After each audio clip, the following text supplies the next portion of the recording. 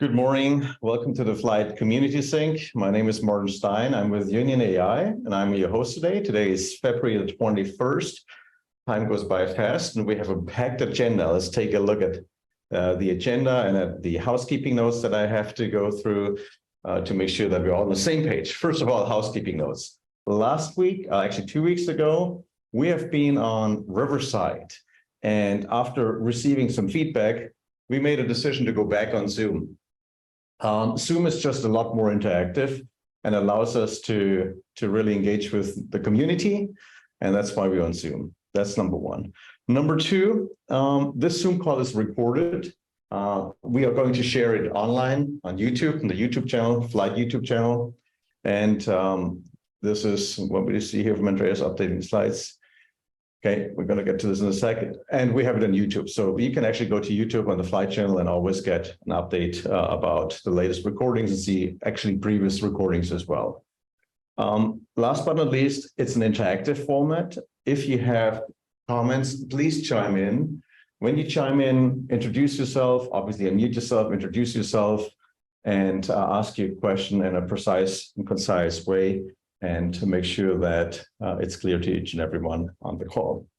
With that, let's take a look at the agenda. So we have logistic updates today, community updates. It's going to be very interesting. We have Fabio and Bernhard speak about their latest blog posts. I think they're both fantastic.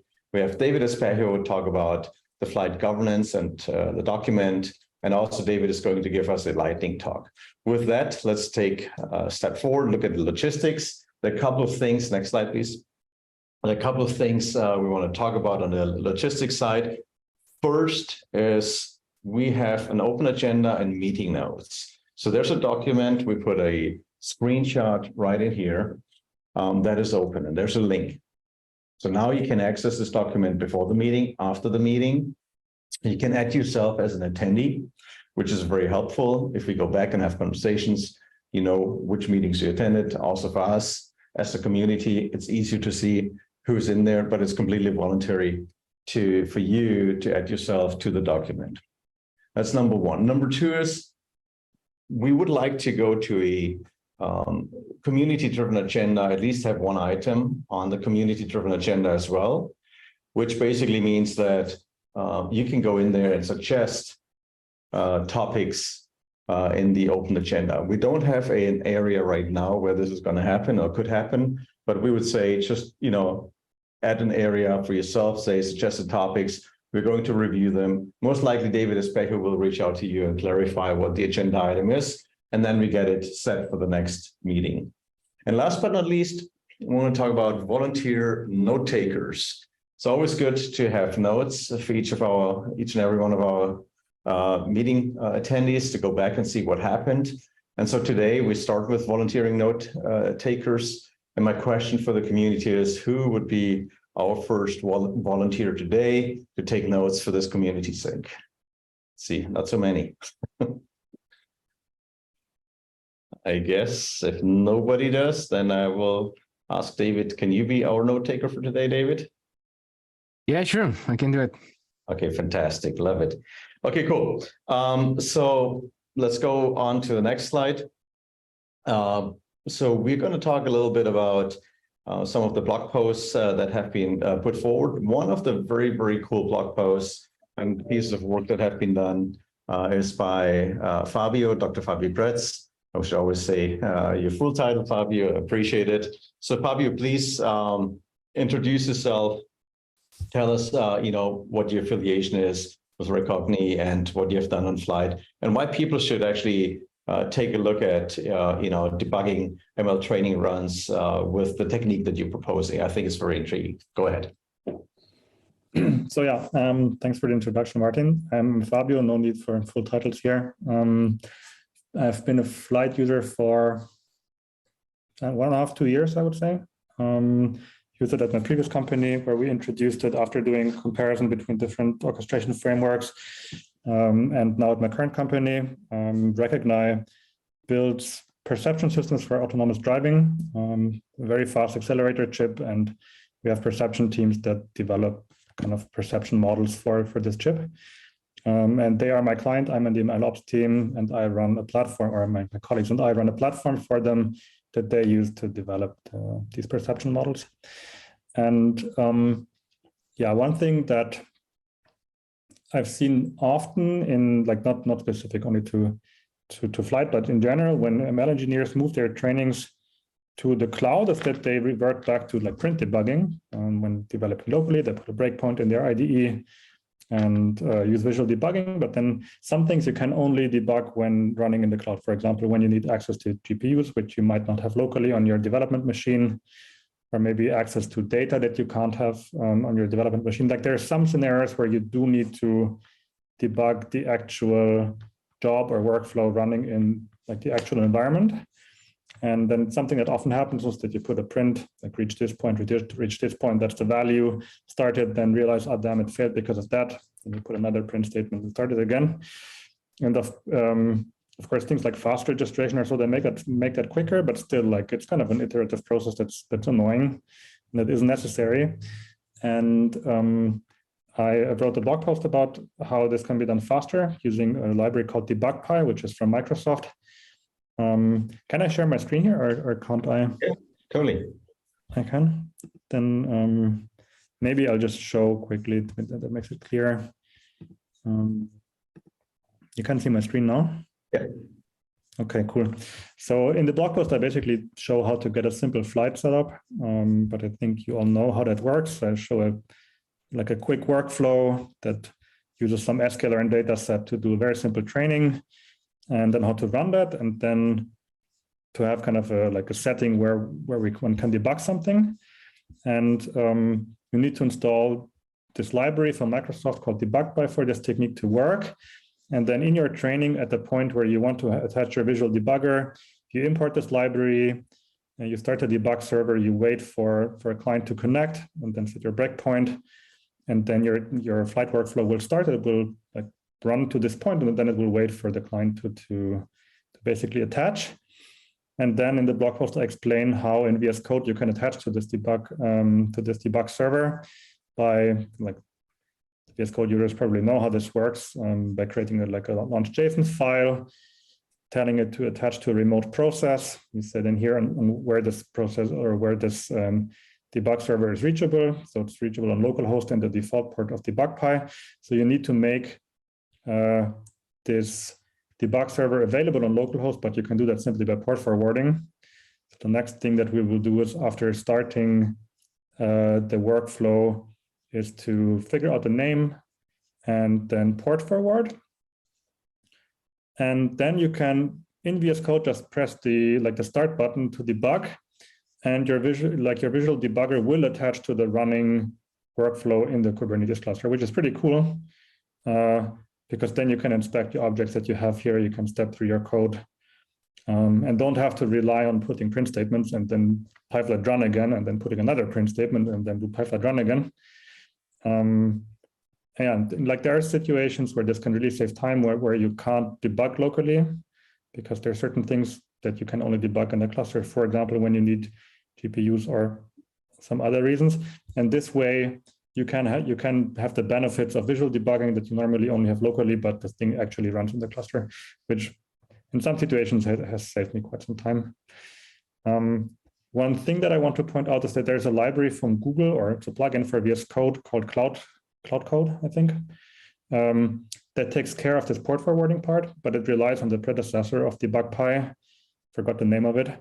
In the future, maybe they support this, so this becomes even easier.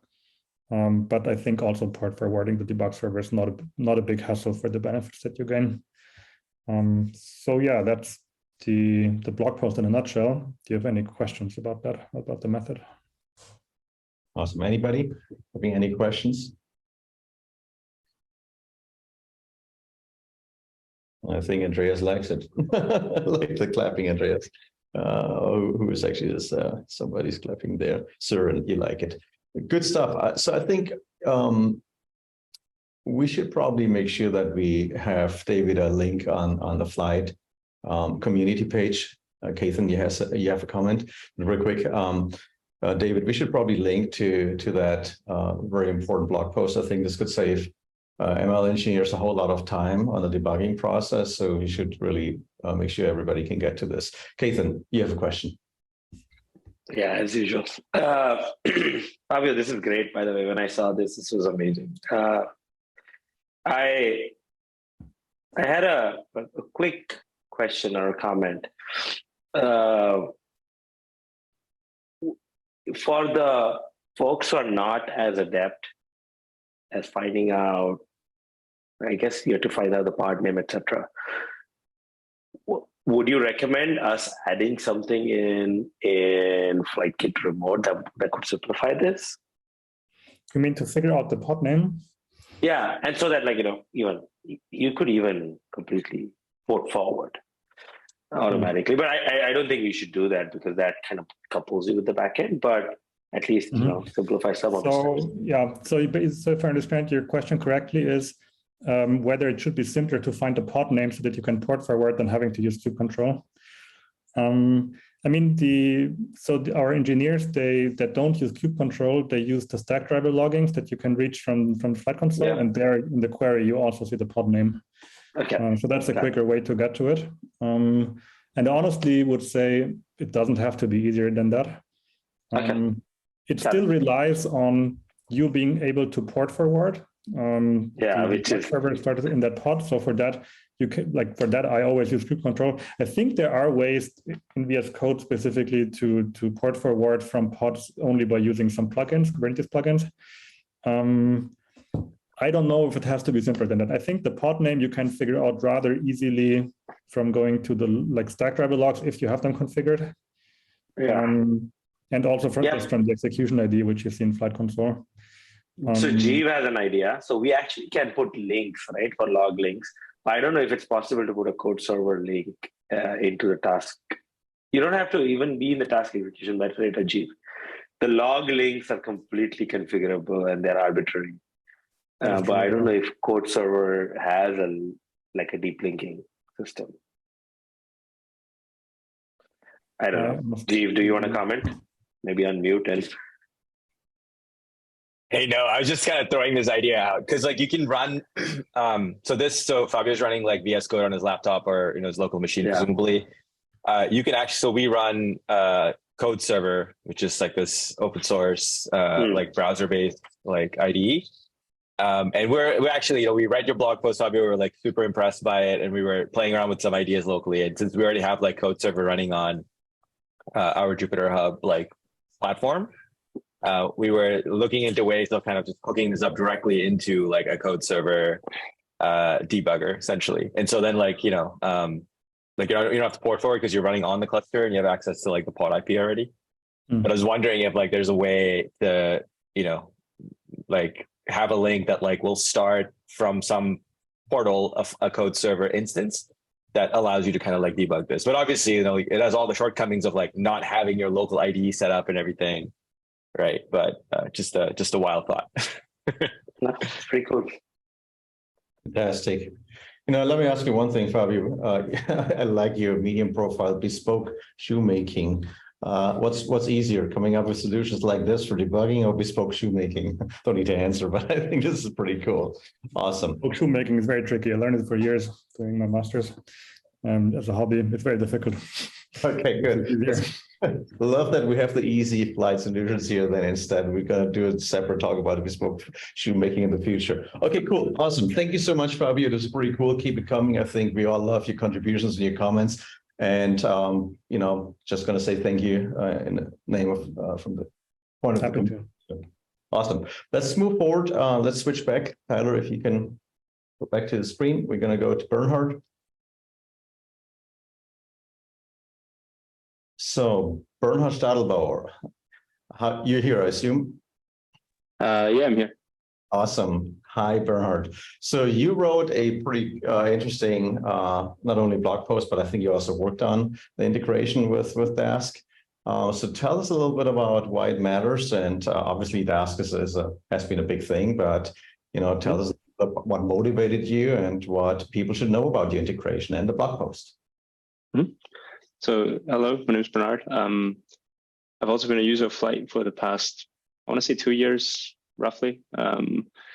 And also compared it against other orchestration frameworks, and I liked it and still do. But lately, our data scientists and machine learners have been wanting to use Dask for certain workloads.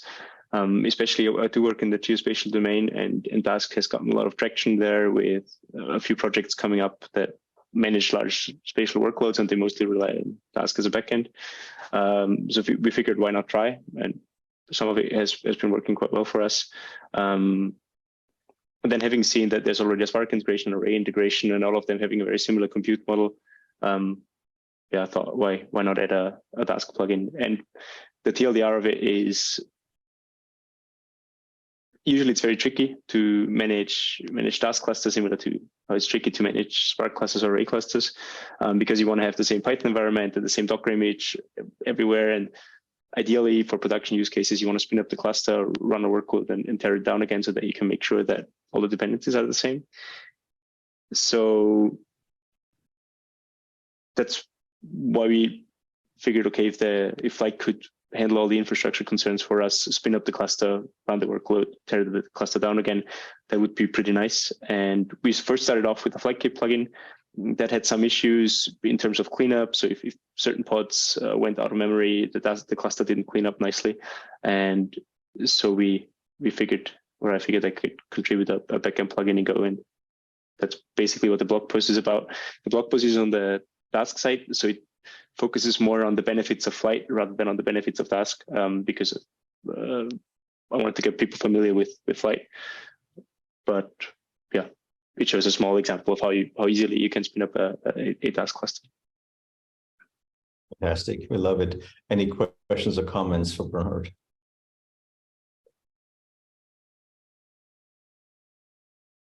Hi, this is Jeev again. I just had one question. So correct me if I'm wrong. It sounds like this started off like as a Flyte plugin, but it's now a backend plugin as well. And so like Flyte will fully manage the like the cluster and everything at this point. Mm-hmm. Exactly. So this started off as an internal project, Flyte plugin that we just put together in half a day or so. And it didn't do much, right? There is a Kubernetes operator for Dask, so we already leveraged that in the Flyte plugin, but we had some issues on OMs and on other like edge cases that the cluster wouldn't clean up, so it wouldn't remove the custom resource for the Dask cluster. And now the backend plugin does that nicely. Cool. Nathan, you have a question too? Hey, thank you. Hi, Bernhard. Thank you for the contribution. It's amazing. Quick question. So does Dask need gang scheduling? Do you know that? Excuse me, what was that? Does Dask, to complete the work, does it need gang scheduling, or are there like a resource starvation concerns?